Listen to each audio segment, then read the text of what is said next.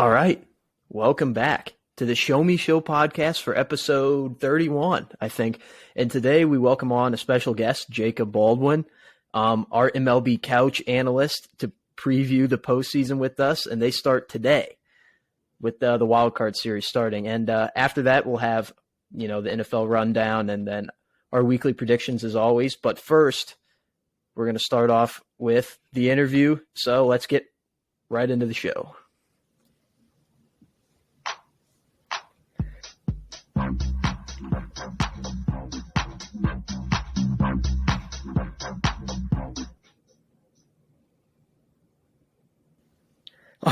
All right. Hopefully the intro is back this week. So for those of you who missed it, I certainly missed it. All right, Jake, welcome back on. It's been a while since you've been on the show here. MLB playoffs start tomorrow, or I guess technically today when the show comes out. It'll be today. What are you doing to prepare for the playoffs? How excited are you? Well, I've been watching a lot of clips about 2011 because I just got to get in that winning mindset. I'm kind of like I've gotten used to the Cardinals losing in the playoffs, so I'm not really like I'm gonna be the only like big devastation factor that will hit if they lose is Pujols. I don't think I appreciated it as much as I should have. Like obviously everyone appreciated it, but like I don't think the idea of retirement really hits until it's over. Yeah, I found myself thinking about that last night. Like, man, this season's really over. So we're going to start off here talking about the Cardinals matchup with the 6th seed Philadelphia Phillies. How do you think the retirement tours of Albert and Yachty and possibly Waino affect how they play this weekend and ultimately how the Cardinals play this weekend? Well, I mean, I don't really think they have that much of a factor. Like, at the end of the day, all three of them want to go out with a ring, so they're just going to go out there and play ball like they've been doing for the past 20 years. I wish the actual retirement of Yachty already happened, but I'm going to be glad to see Pujols still out there. Obviously, he's our best option at designated hitter. I don't know how Wainwright's going to go. He's still going through that dead arm, and he's through the bullpen, and I wouldn't put him in. No offense to him, but I wouldn't put him in like down or up or run. He's just not. You can't trust him right now. So I think you have to like ease him in a little. Maybe if we get a big lead, go to Wainwright, see if he can build up some trust. But I don't think they'll have that much factor into how they play. I mean, it depends a lot on the other guys more than them three. Except for Yachty, he'll probably come up with the bases loaded and hit into a triple play somehow. Probably because he's a fat fuck, but. My question for you is the pitching matchups, because Waino he's down right now, and that it's been obvious the past. How long do you think this has been going? I think it's probably been close to like a month, right? Where he's kind of. It's not like he's been abysmal, but it's not been the Waino that we've had at the midway point and even towards the beginning of the season. And obviously he's a big locker room guy and a big pitching leader. And thankfully we acquired pitching at the deadline. But how do you think that's going to affect the rotation if, like you just said, if we actually have to ease him in instead of, play Waino pretty much right away? I think they release it. It's like who? It's Quintana and then Michaelis for games 1 and 2. And obviously 3 hasn't been decided yet. But, what do you think about that? Well, I mean, I don't think Wainwright's one of our top 3 pitchers right now. So I don't think you go with him. It sucks to say because he's a legend.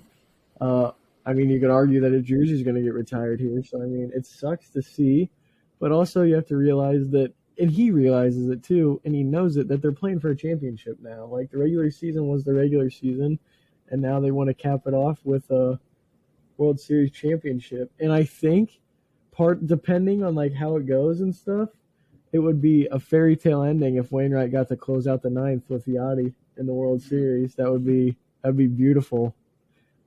Throwing back to that 2006 moment and they go out with that would just be awesome. But it really depends on how the series is going. Obviously, if it's Game 7 and we're up a run, I don't want them putting in Wainwright just for nostalgia.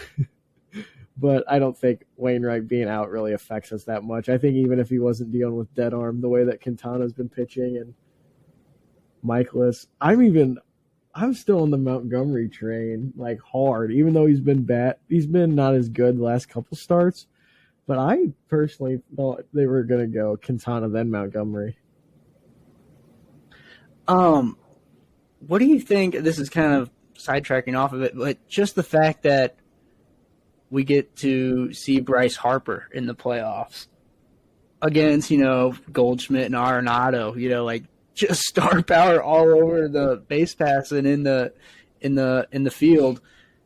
I mean, that's pretty freaking sick for our first series. But also kind of concerning, that they have a guy like Harper who can just turn it on pretty much at any given moment and make a historic play in MLB playoff history. I mean, at the drop of a hat. So that's kind of concerning, but it also makes it I think it makes it more watchable. I mean, it's already watchable, but when you've got a Hall of Famer on the other side as well, it just makes it that much better.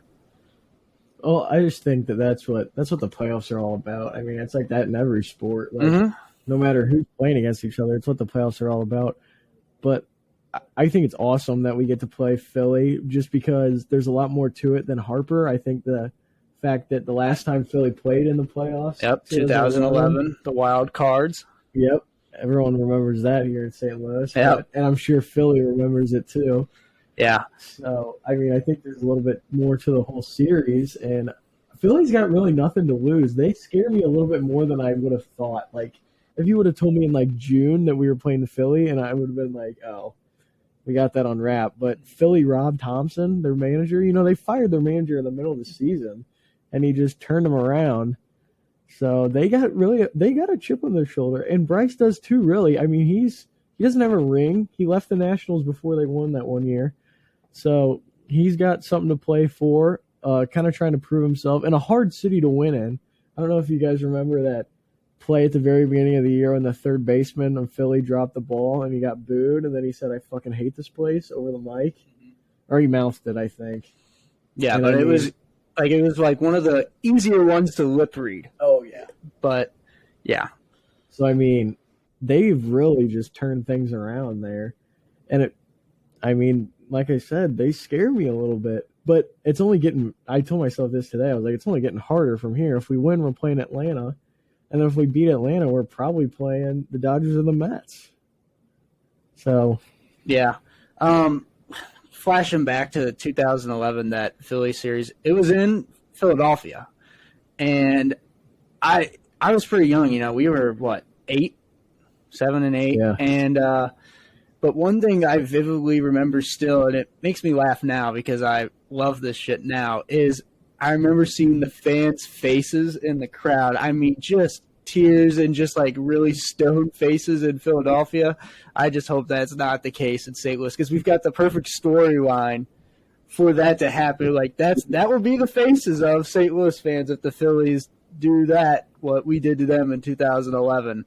So, but yeah, like you said, I mean, and this goes for any sport, and we've mostly been seeing it with, I think, basketball and football over the past couple of years, but we got a glimpse of it as well at baseball this year. But, the 76ers with Ben Simmons, now the fans just hate him.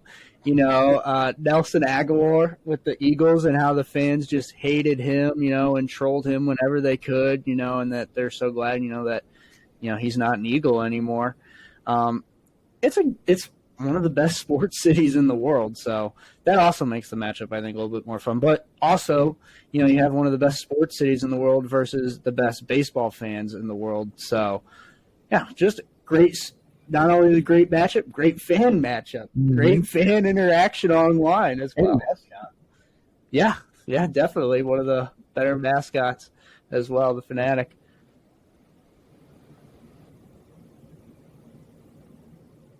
I mean, that's definitely for sure, but we haven't talked about how the Cardinals haven't set up a Game 3 starter yet.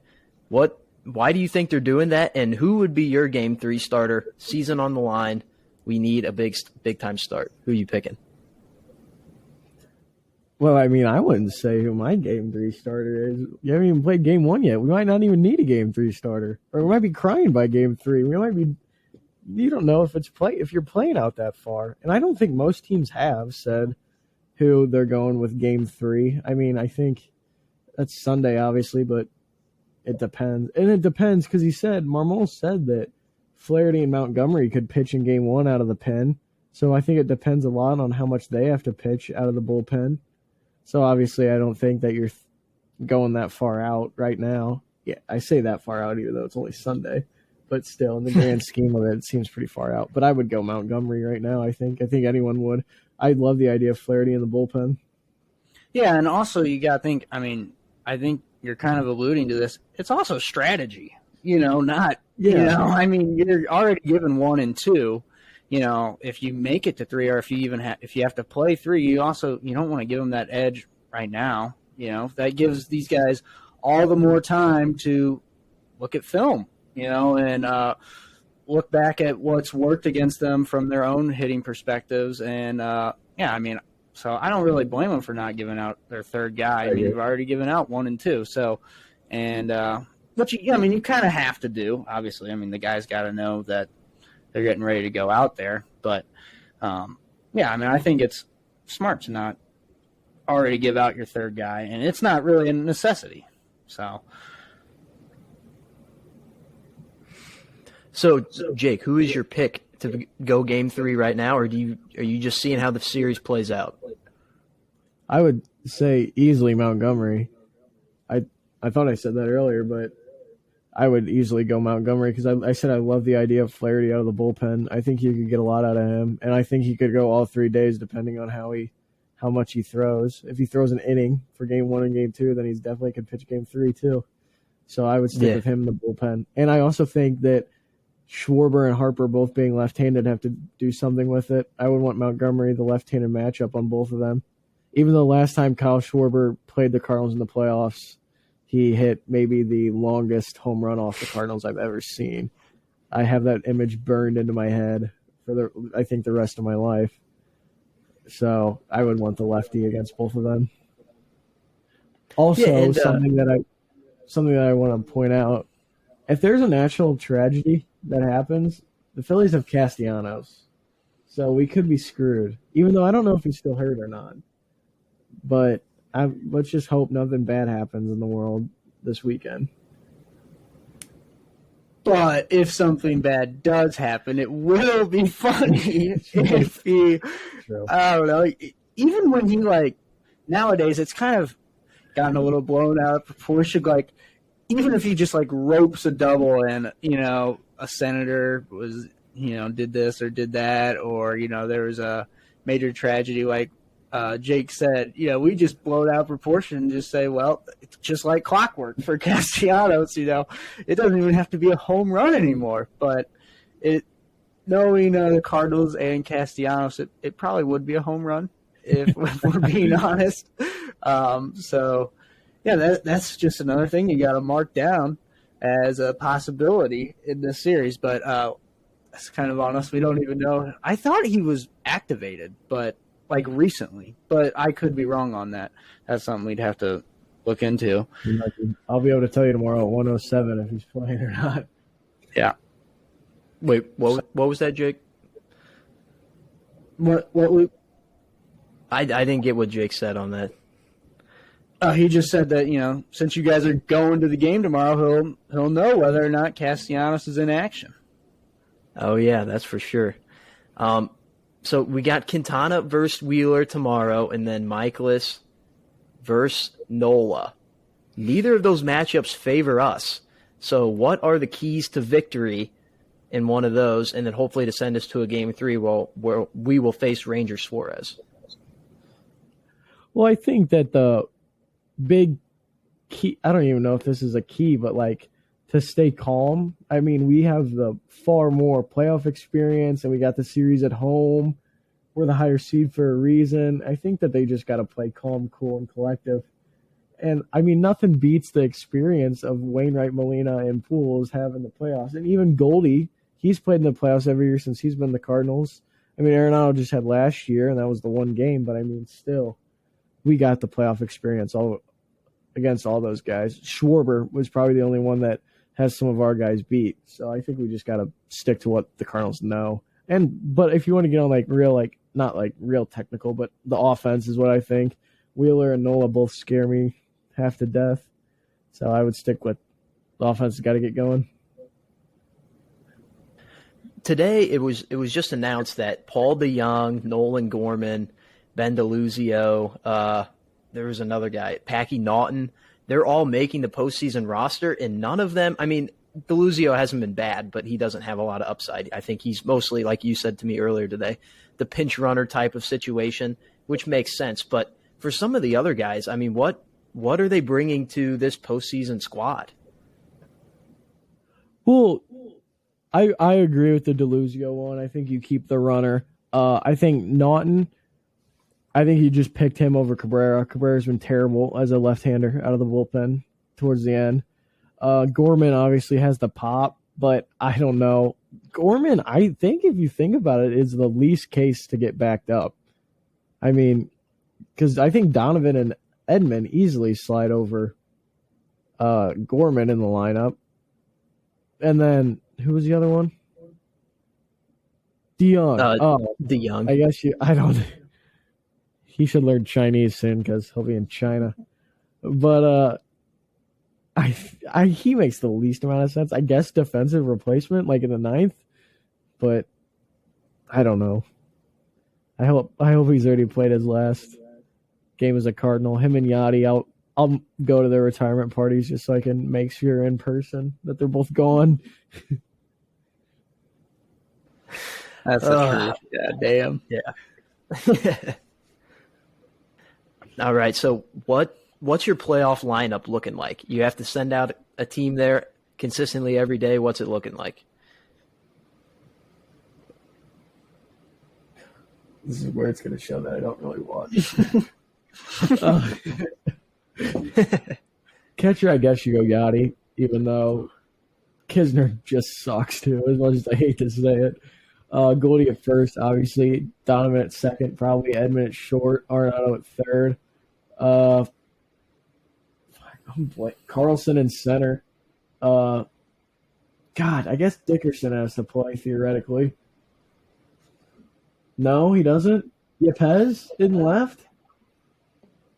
Well, I mean, who are we getting in the outfield? We got Nootbaar. That's who I was blaming on. Nootbaar in right, Carlson in center. And then I guess you go Dickerson or Yepez? Or you play Gorman and put Donovan in left? Or you could just play the matchups because, Dickerson's lefty, Yepez is righty. Yeah, I would agree with that.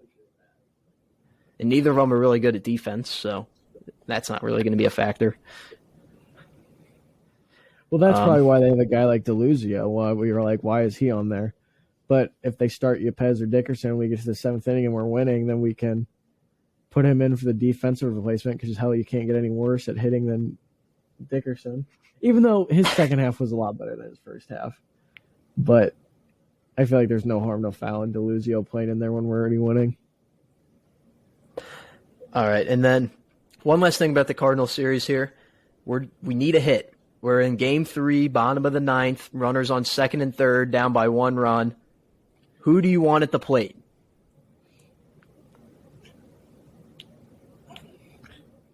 If it's a lefty, give me Albert. What if it's not a lefty? Give me Albert in both. Me and you both have our theory about Goldie and Arenado when the lights turn bright. Yeah. They can't hit after the sixth inning, and they can't hit when the lights are on. So I would say give me Albert. You don't got much to lose. I mean, his second half is incredible. We know how he can play in the postseason. And the storyline could favor us too.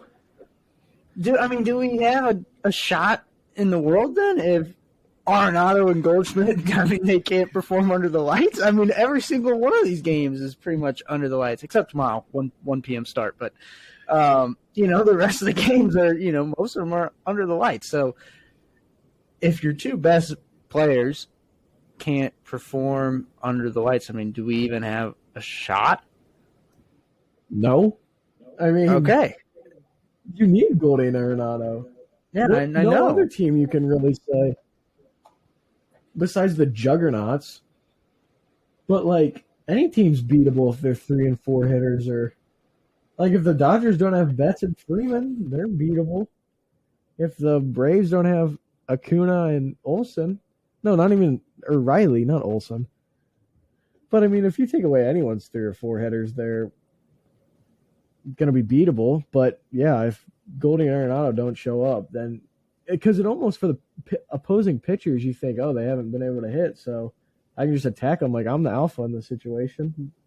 So, I mean, I think it changes a lot if they both can't hit, but maybe they can figure something out this year. So yeah, who do you think is? I hope so. I mean, you know, with Yankees or with Yankees players, it's always earning your pinstripes, and it's always, you know, playoff success and stuff like that. Obviously, the Cardinals don't have, I guess, a saying like that, but it would be nice if, you know, your two best players, probably both of them are probably future Hall of Famers if they keep up, you know, their success. You know, this is their chance to kind of really add on to their legacy, or, you know, really like expand on it to where they really have a solid case for the Hall when, you know, that it comes that time. But, you know, obviously just from a fan perspective, it is so demoralizing when your two best players in the offs suck, you know, at the plate, you know, because no matter what, I mean, those guys, I know you guys say they struggle under the lights, but, you know, it is like clockwork for them out in the field, you know, especially with Arenado, but Goldschmidt too. I mean, they're both studs in the field. So you can almost, no, you can count on that 100%. But, I mean, we really need their bats. And, you know, like I said, it's demoralizing when they don't have their bats in the playoffs, because then we're left with, you know, guys like Molina to count on, and, you know, Lars and Albert, you know, who I'm glad we get to count on him this offseason, or not this offseason, this playoffs, because like you said, I mean, he's had one of the best second halves. I mean, he's probably top 1 or 2, you know, for best second halves this season as a he has hitter. He has the highest OPS in the second half, and really wild. But yeah, I mean, it's okay. Albert has had the second highest OPS in the entire major leagues, and he only trails Aaron Judge post All-Star break. So there's that for perspective on how good Albert's been.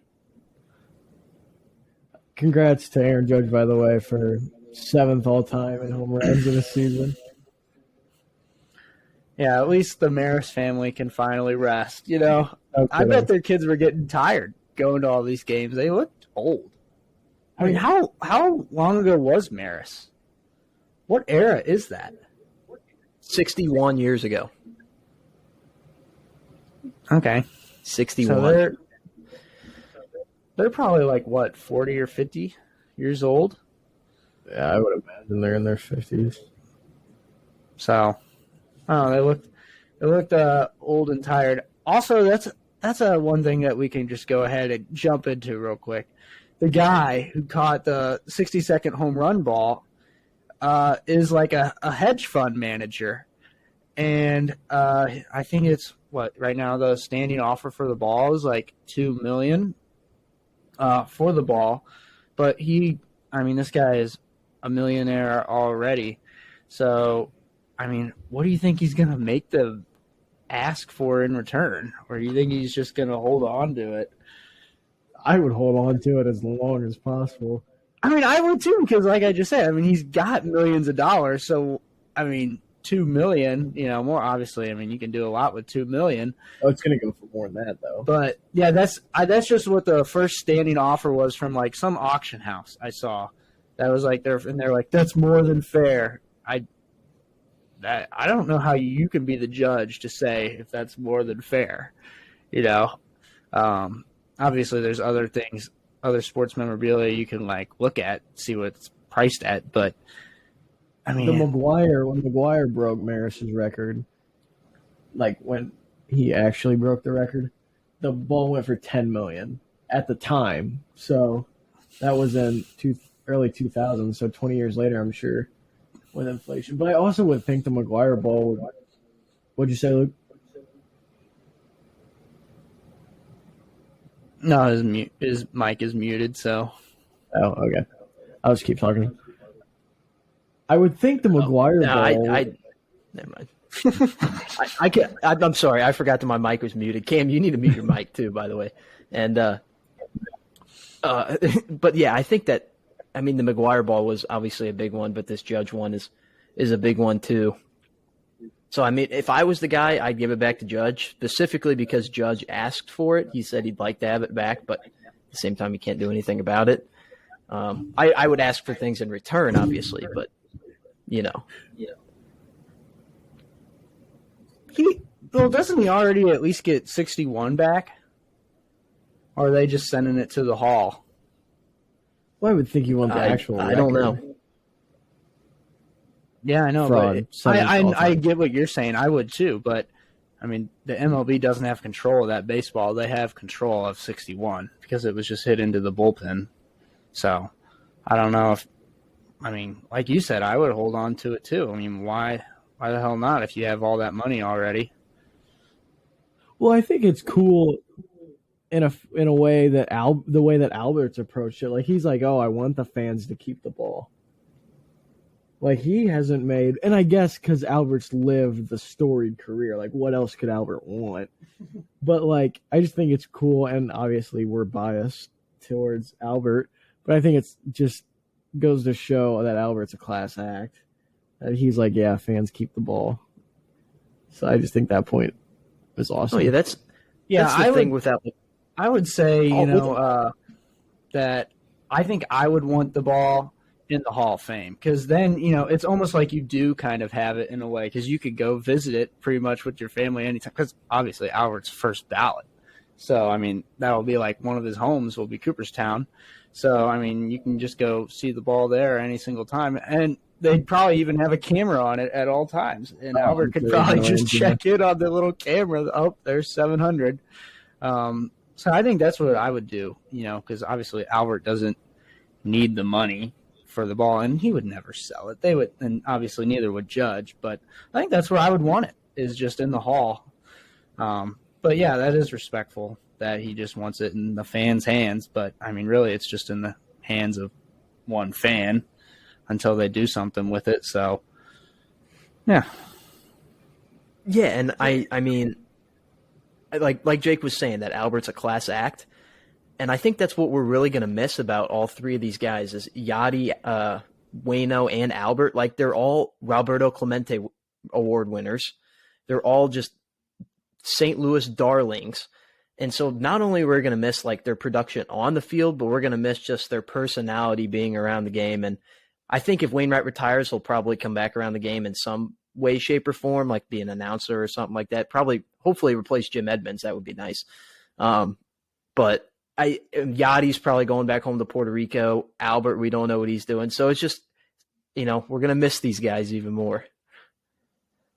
Well, Yachty has a basketball team to run in Puerto Rico. So, I mean, he's already been doing that all season. Yeah. So, I mean, I think they won the championship and he's only there half the time. So just think about it. When he's there full time, they're going to be like a juggernaut. So just look out for Yachty's basketball team. They may make some strides, and before you know it, just like the Adelaide 36ers, they might be beating NBA teams in the preseason game. So, yeah. And he's a fiery owner. I mean, we saw him boot that basketball and get tossed out of that game before the championship. Also, how respectable was that the Cardinals just let him go down there for his championship game during the season? I thought that was such a wild moment in just baseball in general. I think it was right around the time that we recorded that I was on the show the first time. Yeah, right before like the All-Star break, I think. So, just, yeah, interesting final year for Yachty, that's for sure. Definitely on the field and off the field. interesting to say the least. Yeah, I mean that is for sure. So, anything else that you want to say about the playoffs, not just about the Cardinals, but really just about the playoffs in general, before we all give our predictions? Okay, I mean, not really. I'm ready to get into my predictions. I love the predictions at the beginning because usually I'm terrible, even though I'm a baseball expert, according to you guys. I mean, I'm ready to give. I'm so conflicted on all of them. I'm just going to make a gut decision looking at the brackets, I feel like. But I'm ready to get into that. I have a conflict with my predictions. I have a conflict in the fact that the team I picked to win at the very beginning of the season before it all started is different from the team I think is going to win it now. So I don't know, but I'm just going to – it's a new set of predictions, so I think I'm just going to go with the team I think is going to win it now. So before we get this interview over with, Jake, you want to start us off with your wild card predictions for this weekend? Who do you think are going to be the 4 teams that move on? Before Jake goes, I just want to shout out to the Blues, who are losing by a full touchdown right now to the Columbus Blue Jackets. They're down 7-0 in some preseason. That was going to be my tough scene. But yeah, Jake, go ahead. My tough scene is the Broncos only having 6 points right now. But obviously I got the Cardinals over Philadelphia. I got the Mets over the Padres. American League's tough. I'll take Tampa Bay over Cleveland. And Seattle over Toronto. All right, Cam, you got predictions? Yeah, I mean, I'm riding with the same thing I had at the beginning of the season. I've got Mets. I'm sorry, not Mets. God, I've got Yankees, Dodgers, and it's Yanks year. So I'm riding with it. You know, it doesn't look bad at this point in time. It looked a lot better at one point in the season where I was like, damn, the Yankees really have a real shot to just dominate and win it with ease, but it's never easy, obviously. But there was a point in time where you're like, nobody's going to beat them in the offs. And obviously they had a little moment of regression there, especially over like a 30-game span or so. But I still think that they're going to win it all. And I think it will be one of those randomly historic series with them in the Dodgers. I think they might actually they have a really tough possible first series, I think. The Yankees do. Am I right? They have a possibility to play the Indians or the Rays. Okay, yeah, the Guardians actually. Yeah, not the Indians. Can't say the I word on here, but you know, you have to play your own divisional matchup, which you know isn't great in the playoffs because they've seen you so many times. But it's obviously it goes both ways. I mean, they've seen them a lot of times. But yeah, I've got Yankees still, and I still think the Dodgers are dominant. And I think, you know, America might actually be rooting for the Yankees for once. Finally sick and tired of the Dodgers. Yeah. This is just a shit fest on TV on Amazon Prime between the Broncos and the Colts right now. I was going to cut in a right before halftime. It was like 4th down and 38 for the Colts, but I didn't want to interrupt Jake's flow. But it's just the epitome of this game right now. 6-3 score, and Matt Ryan, you know, is playing like Colts Matt Ryan. It is not looking good right now. But yeah, Yankees Dodgers. All right, I like how you just like skipped over the wild card prediction. You just went right to the World Series, but I think that's just your motto, Kim. You get to the point quickly, so that's nice. But I'll take the Cardinals as well, and then I have the Padres beating the Mets. So I know that Frank the Tank is going to love that prediction. And then I'm in the American League. It's a lot tougher, but I have the Guardians, but then I have the Mariners as well. And I think they take it in 3 against the Blue Jays. So I guess we'll move on to the DS now. Jake, you got a DS prediction? Yeah, I'll take St. Louis over Atlanta just because I could see. Yeah, just because the Cardinals. Then I'll take them. This is the toughest prediction for me because the Dodgers are obviously a juggernaut, but they also haven't won a legitimate World Series in a while. Mickey Mouse ring doesn't count in 2020. So just for the sake of the show and for the sake of it looking really cool, if I get it right, I'll take the Mets over and I also want the Mets and Cardinals to play in the NLCS. I just think that's awesome. So I'll take the Mets, Cardinals, Mets, NLCS. That'd be awesome. In the American League, I'll just take Houston and the Yankees because no one's beaten them. All right. That's fair. I also have Houston going to the CS, but then I have who do I have? Oh, I have the Guardians upsetting the Yankees. So a little bit of an upset there. I think you might be right with the Rays in the first round. If the Rays win, then I think the Yankees win this series.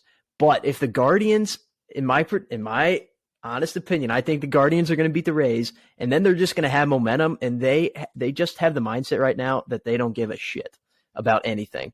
And so that is very helpful for a team in the playoffs. No expectations. The Yankees have all the expectations. I have the Guardians upsetting the Yankees and getting their revenge from like 5 seasons in a row. And then I'll take in the National League, I'll take the Dodgers and Braves just to they're the 2 best teams. I can't wrap my head around that Guardians pick. I mean, they lucked into the playoffs. The AL Central is 5 teams that did not try to make the playoffs, but someone had to win the division. And towards the end, Cleveland saw that they could make the playoffs, and then they started trying.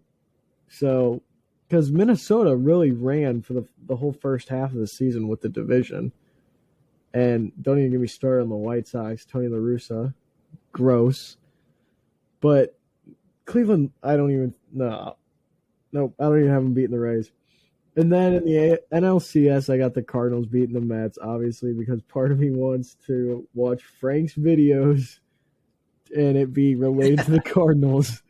And then I got the Yankees in the American League. And then I'll take the Cardinals winning it all. I think part of me could not be.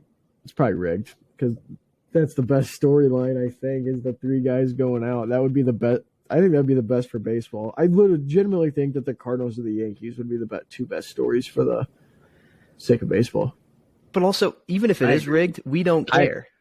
I think it's been forever, really, when you talk about Yankees history in terms of them winning a World Series. So, and forever for them is not very long, but I do agree. I think, Cardinals have the best storyline, and then the Yankees are, 1, the Yankees, and 2, they just had Judge break the record, and they had such a dominant season, and then they fell off a little bit, but then, they're able to rebound and win it all. But here's my sentiment about the Mets real quick, is that I think it could go, obviously it can go 2 ways, but this is how I'm looking at it, and I think it's leaning towards the direction of not going to work out for them just for the simple. I think they're demoralized about the fact that Blooper and the Braves, snuck up on them at the very end of the season, and they were slowly sneaking around the whole season, but they were always, a few games back, and then they just snuck up on them at the very end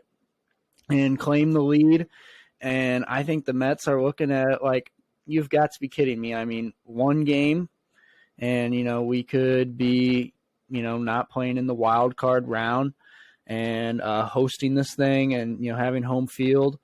And they blew it. And I think that might really hurt their morale. But there's also another way to look at it as, you know, they're going to play with fire because, you know, why not? What are they, you know, they've got something to lose, but also like they think they should have been, you know, one of the top seeds because like the Yankees at one point in the season, they were very dominant. So I think that I do think, though, it's going to be a morale hit, and I think they are actually going to fall short in the playoffs pretty quickly. I saw something on Twitter, and Luke, you can correct me, that the Mets still had a top 5 second half out of all the teams in the MLB. I don't think people are realizing right. how the Mets didn't play bad in the second half. And that's why it's kind of demoralizing. Because they lost their top spot in the division, even though they still played good. I don't think it's as demoralizing as if they would have just fallen off and they would have started playing bad. I think the Mets have the mindset that, hey, we finished the regular season with the same record as the Braves. We can beat these people. Like, we have DeGrom and Scherzer. We can beat them. Yeah, I also think that it's kind of like they want revenge on the Braves. And the only way to do that is to make it to the NLCS. And so I think that all those guys are determined. Like, they have to get revenge because if not, they're not going to be able to like settle. Because right now they're restless. They just got swept by the Braves to ultimately lose the division lead, and now they're in the wild card. I think, yeah, you could look at that in a way that, yeah, it's demoralizing, or you could look at it as, hey, we were one game short. We just came up, you know, we just missed it, maybe a game or so, but we know that we're good enough. You know, we're one game right there with them. We know that we're good enough and we can beat anyone here. We just got to, you know, figure out how to beat the Braves.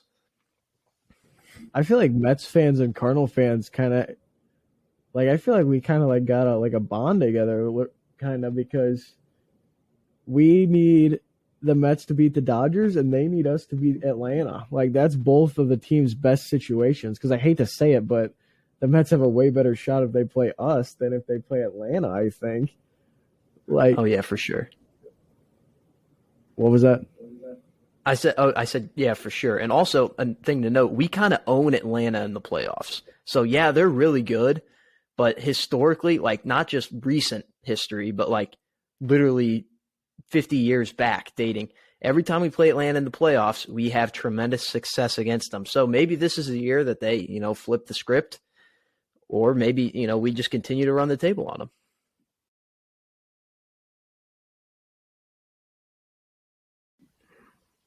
Broncos, I'd like to say, are putting together probably the best drive of the night so far, but they're just took a huge sack, so they're probably going to be in field goal range now, and they're not going to get a touchdown out of it because their offense is feeble.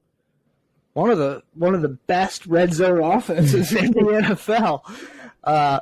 Just a quick note: Jake is actually a Broncos fan, but he also has the ability to dismiss them when they completely suck ass, which is, honestly, being a sports fan, that's an important ability to have, because you know, there's some big fans out there, fanatics, who, you know, will follow their team no matter what, and when they suck so bad, you know, it's hard to just drop them. But yeah, I mean, this Russell Wilson thing thus far is taking a while to get going. Some big football guys in the stands. Wow. Look at that guy. Mostly just a Broncos fan, and then whoever's playing the Packers. I love to hate the Packers. Luke doesn't. I would be able to hear, but Cam forgets to mute his mic, and Jake is just like a mumble, so I can't. I heard something about I hate the Packers, but that's it. You're hearing Jake through. Well, there's that Broncos offense, a blocked field goal. Blocked field, that'd be funny. Man, this game's a stinker. Well, it did get blocked. Are you behind? Are you watching on Stream East? Yeah, I'm watching on Stream East. So, we got to bleep that out. The authorities can't know that we watch it on that. But that wasn't even take a it down.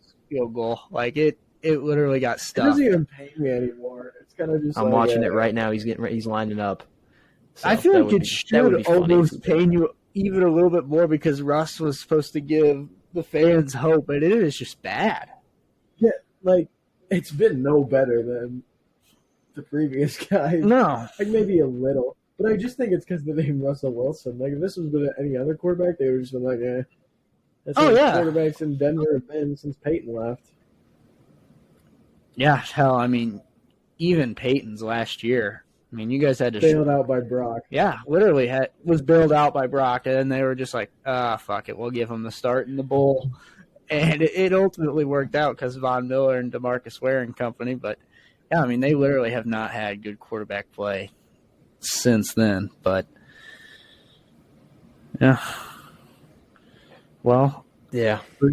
We got a little off topic there, but nothing wrong with it. Where were we at in the predictions? I said we got a little off topic. I think you have to give your World Series. Or you had Braves and no, I don't have Braves. I have the Dodgers and the Astros, and then I have the Dodgers getting revenge on the Astros. And here's the thing with the Dodgers: you're like, oh, Luke, they have the best record in baseball. How come no one's picking them then? They're kind of like they won 110 games. They absolutely. What the hell are you talking about? Cam picked them. I'm talking about to win it all, Cam. You picked the Yankees. Oh, true. That's true. Because they're the Dodgers. They haven't won a legitimate ring since our parents were in high school.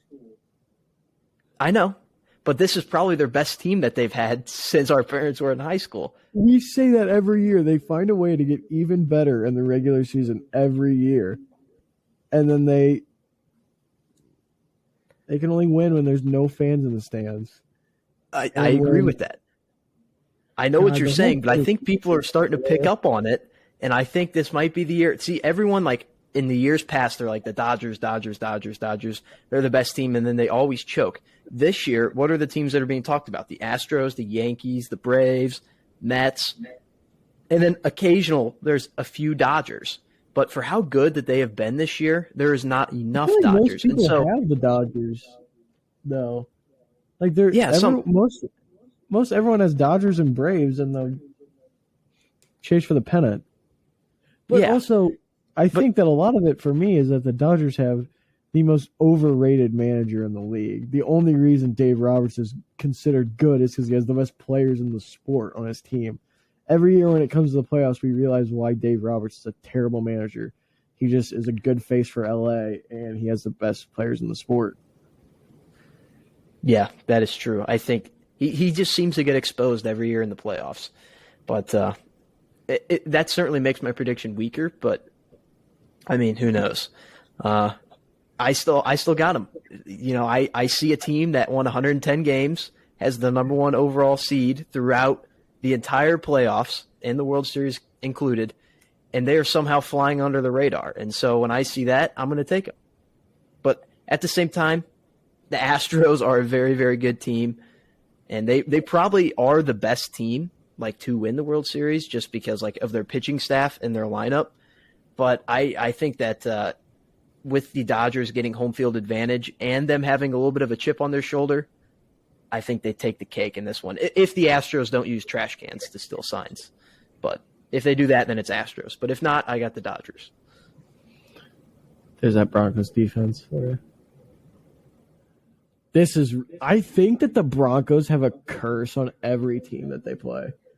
Like, they haven't even – the other team that the Broncos have played every game this season has been god-awful. Like, I just think that I know we're getting off topic from baseball, but I just think that the Broncos have a curse. No, the addition of primetime, and they make teams terrible. But not like the Colts were good. But they made the 49ers look pretty bad. Yeah, but you're also naming all offenses that are, like, mid to average in the league. And let's not forget, I mean, the Broncos' defense is really damn good. Their offense sucks, but, I mean, like you just said, they beat the 49ers. And they made the 49ers in that second half of that game look really bad on offense. Geno Smith had to scrap to win that game. You know, their defense played fine in that game. Hackett just made some wild coaching decisions in that one. The only game where the defense has looked bad so far was against Las Vegas. So, I mean, and Matt Ryan has had some really big struggles to start this season, so it doesn't really shock me that he's struggling here tonight. But the Broncos being 3-2 is solely based off of their defense. Oh, for sure. Not Russell Wilson in the offense. So, yeah. Also, rip Javante. Yeah, rip to my main man, Javante Williams, who he is. It was a bad knee injury. Like, it wasn't. They said it wasn't only. Oh, he just punted the ball into the stands off that drop. But yeah, Javante. I mean, they said he tore his ACL, and I think they say MCL too or LCL, one of the two, or whatever an LCL is.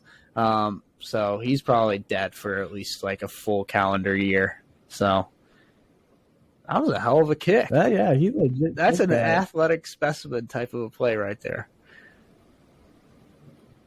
I would have to think Frank Reich has got to be on one of the hottest seats in the league, don't you think? Oh, yeah, for sure. People are starting to realize that Frank Reich actually isn't that great of a coach. He had one great rookie season as a coach, and since then has not been very good at all. So just the fall of the Reich, if you will.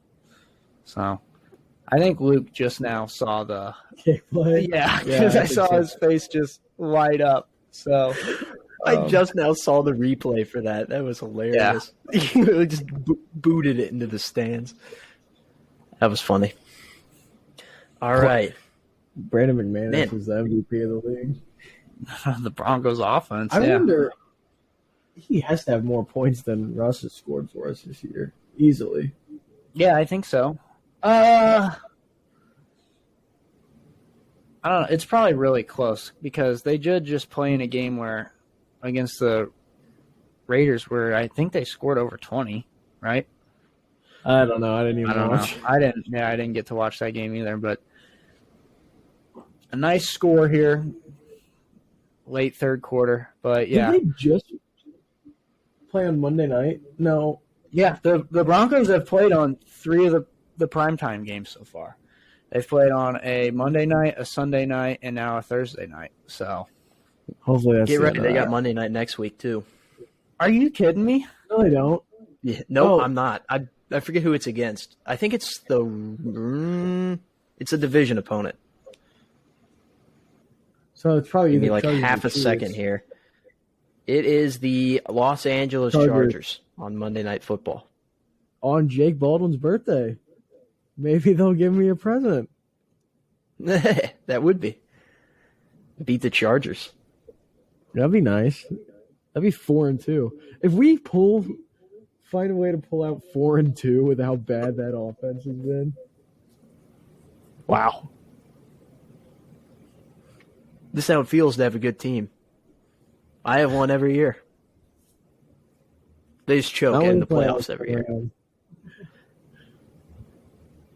Rooting for the Packers is like rooting for the Dodgers. Really good in the regular season. They just choke every year. Except the Packers didn't get a COVID title. That's the only difference. Football really didn't have, that's the only one that I would maybe say was legitimate from the 2020 season. Because the NBA bubble, that was like a whole different, thing. That was just crazy. See, there's a lot of people that, dismiss the NBA bubble, which, whatever, to each your own, but it was competitive as hell. I mean, they literally were stuck at home for a good month and a half, just like everybody else, and then had a week or two to get in shape, and then, boom, they just balled. But bubble ball was something different. I mean, we had guys like T.J. Warren dropping 50 points in the bubble. Guys like Jamal Murray were going nuts in the bubble. I sure it wasn't the same as a regular NBA playoff fan atmosphere, but it was like a different level of competitiveness. But yeah, a lot of people dismiss that. Baseball is definitely the least of the three. Football, fans in the stands are not. I mean, obviously they play a factor, especially come playoff time and, in the fourth quarter of games, especially with teams like the Seahawks and the 12th man and whatnot. But at the end of the day, football is football, and, guys. It doesn't change the tone of the game in terms of guys getting drilled and getting hurt, and it's still being super physical.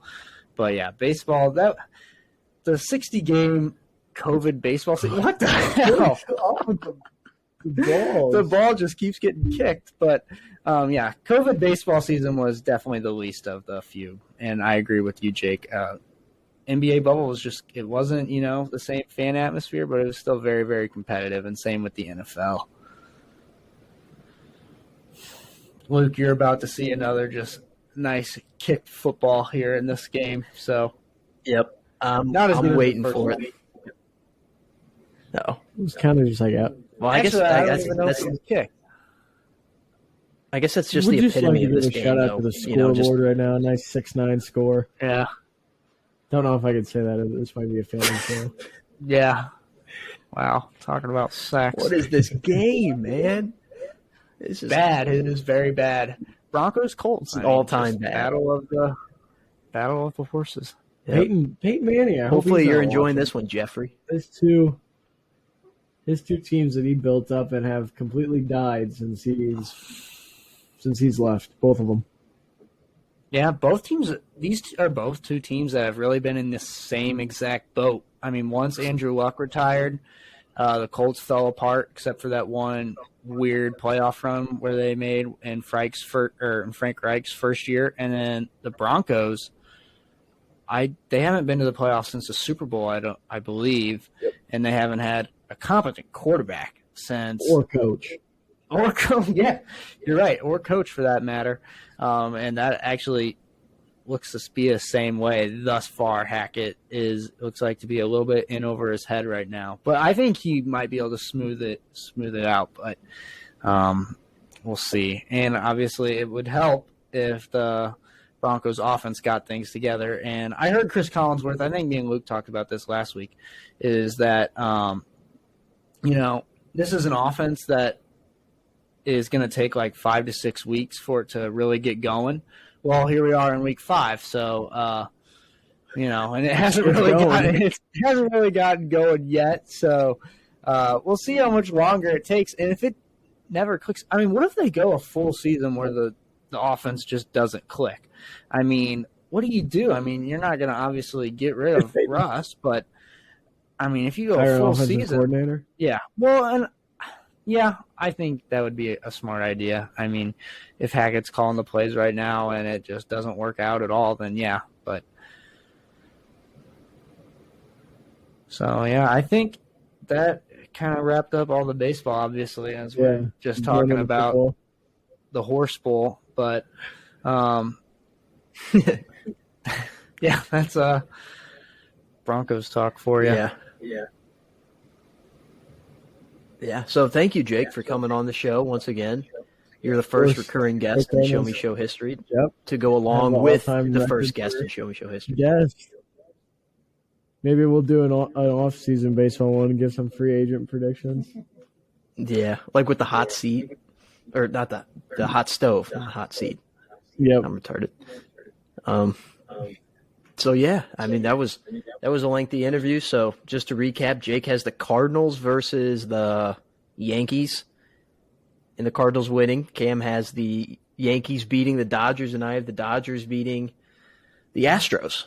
So, and that's gonna wrap up. So once again, Jake, thank you, and we'll send you guys into the rest of the show. Should I leave it?